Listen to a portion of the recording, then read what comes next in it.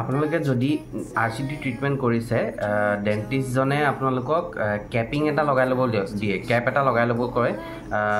যিবিলাকে লগাইছে তেওঁলোকে গম পাইছে আৰু যিবিলাকে লগোৱা নাই তেওঁলোকে কেপ বুলি ক'লে পটককৈ বুজি নাপায় কি কেপ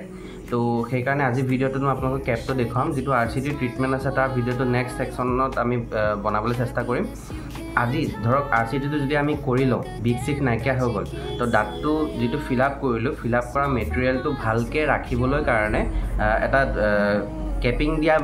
কেপিং দিবলৈ কয় কেপিংটো দেখিবলৈ কেনেকুৱা এইটো এটা পেচেণ্টৰ মই কৰা এইটো এই বগা পৰ্চনটো দেখিছেনে এই বগা পৰ্চনটো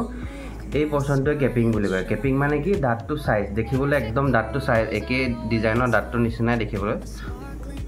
হয়নে তো এই দাঁতটো ডিজাইনৰ হয় খালি আমি কি হয় কেপিং সিস্টেমত কৰে যে এটা টুপি টাইপৰ এইটো এনেকুৱা